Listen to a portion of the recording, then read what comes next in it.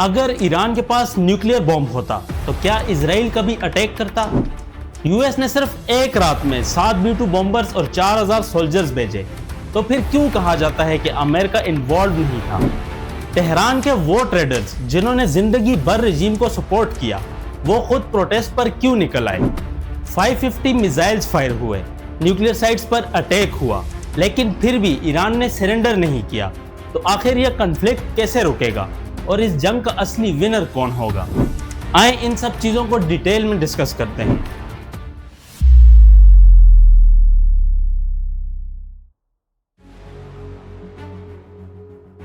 Previous parts में आपने देखी ईरान की पूरी हिस्ट्री, ऑयल से रिवॉल्यूशन तक, शाह से सुप्रीम लीडर तक। पहले ईरान ने अपनी प्रॉक्सी आर्मी बनाई, हिजबुल्लाह, हमास, हुतीज। अब आता है वो हिस्सा जिसके बारे में पूरी दुनिया बात कर रही है। 550 बैलिस्टिक मिसाइल्स सिर्फ एक रात में फायर हुए। B-2 बॉम्बर्स ने न्यूक्लियर बंकर्स तोड़े और ईरान के अंदर लाखों लोग अपनी ही हुकूमत के खिलाफ सड़कों पर निकल आए। तो सवाल सिर्फ ये नहीं है कि जंग कब खत्म होगी, सवाल यह है कि जब यह खत्म होगी मिडिल ईस्ट कैसा दिखेगा। ईरान की मिलिट्री का एक सेंट्रल हिस्सा है Islamic revolutionary guard corps. IRGC के अंदर एक स्पेशलाइज्ड यूनिट है कुद्स फोर्सेस, जो बाहर के अलाइड ग्रुप्स को वेपन्स, फंडिंग और ट्रेनिंग प्रोवाइड करती है। इस फोर्स का लेजेंडरी कमांडर था कासिम सुलेमानी, जिसे जनवरी 2020 में बगदाद में यूएस ड्रोन स्ट्राइक से टारगेट किया गया। ईरान ने रिटेलिएट किया और इराक में यूएस बेसिस पर मिसाइल अटैक्स किए। अब बात करते हैं ईरान के सबसे स्ट्रेटेजिक टूल की, प्रॉक्सी फोर्सेस। हिजबुल्लाह 1982 में इजराइल के लेबनान इन्वेजन के बाद ईरान ने हिजबुल्लाह बनाई। आज ये दुनिया की सबसे strong non state military force है, जिसके पास 150,000 प्लस रॉकेट्स हैं और ये लेबनान की पॉलिटिक्स में सिग्निफिकेंट इन्फ्लुएंस रखती है। हमास गजा ये एक सुन्नी ग्रुप है, लेकिन फिर भी ईरान इसको सपोर्ट करता है क्योंकि एनिमी कॉमन है, इजराइल। इसके अलावा ईरान ये भी समझ चुका है कि अगर उसे मुस्लिम वर्ल्ड को रूल करना है तो सुन्नी और शिया दोनों को मिलकर चलना होगा। हुथीज यमनी शिया जैदी ग्रुप, जिसने 2023-24 के दौरान रेड सी में इजरायली और वेस्टर्न शिप्स पर रॉकेट्स, ड्रोन्स और मिसाइल्स फायर किए, जिसकी वजह से Suez canal traffic 40 to 50% reduce हुई। इराकी मिलिशियाज में 40 प्लस ग्रुप्स हैं, जिन्होंने 2024 में यूएस बेसिस पर 150 प्लस ड्रोन्स और रॉकेट्स अटैक किए और जॉर्डन में टावर 22 पर अटैक किया, जिसमें 3 अमेरिकन सोल्जर्स की डेथ हुई। ईरान इन सब ग्रुप्स को कलेक्टिवली एक्सेस ऑफ रेजिस्टेंस कहता है। अगर हिजबुल्लाह लेबनान में, हमास गजा में और हौथीज यमन में डोमिनेट करेंगे तो ईरान के स्ट्रेटेजिक गोल्स पूरे होंगे। ये सब ईरान की पॉलिटिक्स और मिलिट्री इन्फ्लुएंस बनाए रखने की लॉन्ग टर्म इन्वेस्टमेंट है। और फिर आया वो वक्त जिससे पूरी दुनिया डर रही थी। 13 जून 2025 इजराइल ने ईरान पर सरप्राइज अटैक किया। मल्टीपल न्यूक्लियर फैसिलिटीज टारगेट हुई और ईरान के टॉप मिलिट्री कमांडर्स कत्ल हुए, जिनमें chief of staff Iranian armed forces major general Mohammad Bagheri और IRGC हेड जनरल हुसैन सलामी शामिल हैं। कई न्यूक्लियर साइंटिस्ट्स भी मार दिए गए। ईरान ने जवाब में 550 बैलिस्टिक मिसाइल्स फायर किए और 1000 ड्रोन्स इजराइल की तरफ लॉन्च किए। जंग 12 दिन तक चली। अमेरिका पहले साइड में था, लेकिन फिर डायरेक्टली इन्वॉल्व हो गया। 22 जून 2025 ऑपरेशन मिडनाइट हैमर शुरू हुआ। यह अमेरिका की तारीख का सबसे बड़ा कोवर्ट स्ट्राइक था। 4000 military personnel, 7 B-2 stealth bombers और ईरान के 3 न्यूक्लियर साइट्स फोर्डो, नेटन्स और इस्फहान पर एक साथ अटैक हुआ। फोर्डो पर 12 massive ordnance penetrator bunker buster bombs use किए गए। हर बॉम्ब 13,000 kg का था, जो 60 मीटर जमीन के अंदर तक पेनिट्रेट करता है। यह पहली बार थी कि जब कोई अमेरिकन प्रेसिडेंट दूसरे मुल्क के न्यूक्लियर साइट्स पर डायरेक्टली अटैक कर रहा था। 23 जून 2025 ईरान ने अल-उदैद यूएस एयरबेस कतर पर मिसाइल फायर किए। वहां अमेरिकन ट्रूप्स थे, लेकिन कोई कैजुअलिटी नहीं हुई। 24 जून 2025 ट्रंप ने सीज फायर अनाउंस किया।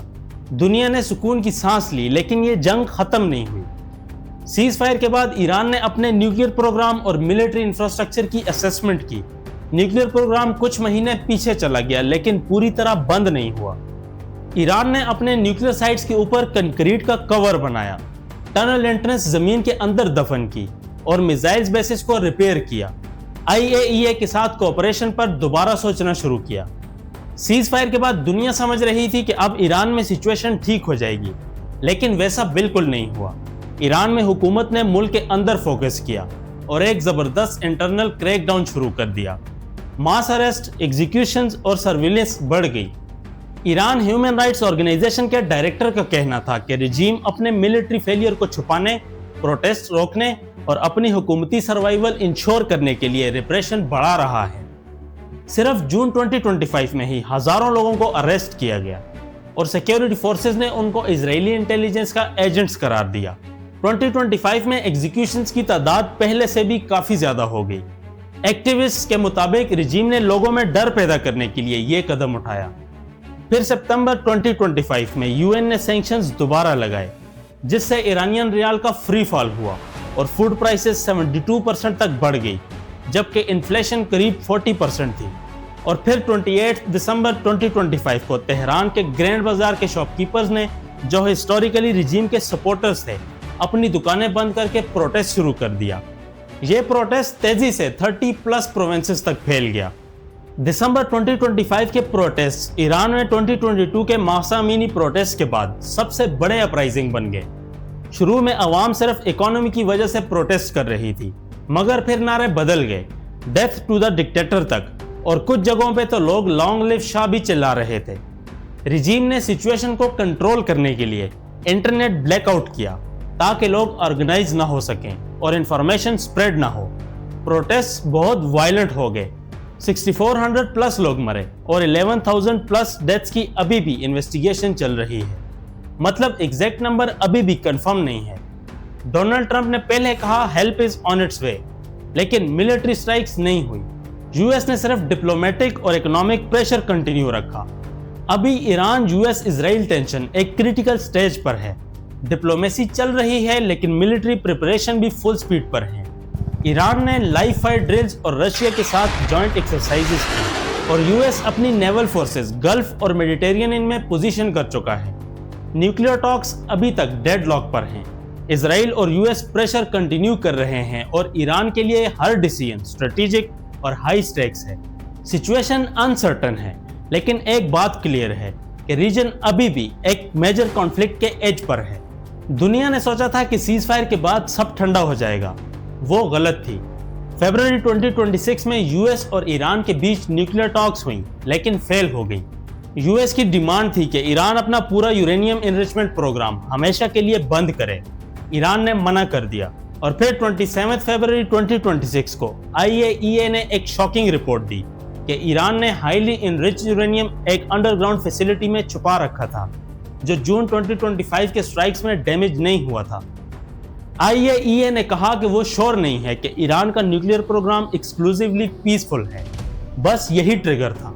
28 फरवरी 2026 इजराइल ने ऑपरेशन रोरिंग लाइन और अमेरिका ने ऑपरेशन एपिक फ्यूरी लॉन्च किया। ये 2025 वाली जंग से भी बड़ा था। तेहरान, इस्फहान, कोम, करज और किरमनशाह एक साथ मल्टीपल सिटीज पर स्ट्राइक्स हुई और इस ऑपरेशन का सबसे बड़ा टारगेट था सुप्रीम लीडर आयतुल्लाह अली खामनाई। खामनाई का कंपाउंड डिस्ट्रॉय कर दिया गया। ईरानियन स्टेट मीडिया ने कंफर्म किया कि खामनाई मार दिया गया। 45 साल बाद इस्लामिक रिपब्लिक का वो चेहरा खत्म हो गया जिसने पूरी रिवॉल्यूशन को जिंदा रखा था। ईरान का जवाब था ऑपरेशन ट्रू प्रॉमिस 4। ईरान ने पूरे पर्शियन गल्फ में मिसाइल्स और ड्रोन्स बरसा दिए। इजराइल के साथ साथ यूएस के 27 मिलिट्री बेसिस पर हमला किया। Qatar, Bahrain, Jordan, Kuwait, Saudi Arabia, UAE, Iraq सब टारगेट हुए। एक यूएस सबमरीन ने इंडियन ओशन में ईरान का वारशिप आइरिस डीना टॉर्पीडो से डुबा दिया और श्रीलंका के करीब 87 लाशें समुंदर से निकाली गई और फिर जंग और फैल गई। नॉर्थ वेस्ट ईरान में कुर्दिश ईरानियन आर्म ग्रुप्स ने ईरान की हुकूमत के खिलाफ ग्रुप ऑफेंसिव शुरू कर दिए। यूएस ने इराकी कुर्द फोर्सेस से भी रिक्वेस्ट की कि वो बॉर्डर क्रॉस करके ईरान के खिलाफ ऑपरेशन में शामिल हों। सिर्फ 5 दिन के अंदर ईरान में 1045 लोग मर गए और 6000+ जख्मी हुए। इजरायली और अमेरिकन फोर्सेस ने 2000 से ज्यादा टारगेट्स ईरान में स्ट्राइक किए। इजराइल में भी तेल अवीव के 40+ बिल्डिंग्स डैमेज हुई और एक हॉस्पिटल पर भी मिसाइल हिट हुआ जिसमें 180 लोग हलाक हुए। यूक्रेन ने भी गल्फ कंट्रीज को ड्रोन डिफेंस में अपने एक्सपर्ट्स भेजने की ऑफर दी। यूएस सेनेट ने ट्रंप के ईरान स्ट्राइक्स को ऑफिशियली बैक किया, लेकिन यूरोप में यूएस के कई एलाइज इस जंग को इलीगल वॉर ऑफ चॉइस कह रहे हैं। ऑयल प्राइसेस आसमान छू रही हैं, स्ट्रेट ऑफ हॉर्मुज बंद है और ग्लोबल शिपिंग दोबारा रेड सी छोड़ के केप ऑफ गुड होप का लंबा रास्ता ले रही है। ये जंग अभी जारी है, कोई सीजफायर, कोई एंड नहीं दिख रहा। यूएस और इजराइल का कहना है कि ईरान की मिलिट्री कैपेबिलिटी का बड़ा हिस्सा तबाह हो चुका है, एयर सुप्रीमेसी हासिल हो गई है और अब उनके जेट्स ईरान के ऊपर बिना रोक टोक के उड़ सकते हैं। लेकिन ईरान हर रोज नए मिसाइल मार रहा है, हर रोज नए टारगेट सेट कर रहा है। एक तरफ न्यूक्लियर प्रोग्राम खत्म करने का प्रेशर है, दूसरी तरफ एक रिजीम है जो अपने सर्वाइवल के लिए लड़ रहा है और बीच में फंसी है अवाम जो पहले से ही इकोनॉमिक तबाही, क्रैकडाउन और बम्बार्डमेंट झेल रही है। ये जंग ईरान और इजराइल की नहीं रही, ये अब पूरे मिडिल ईस्ट को रीशेप कर रही है और इसका एंड अब तक किसी को नहीं पता। थैंक्स फॉर वॉचिंग, मिलते हैं नेक्स्ट वीडियो में।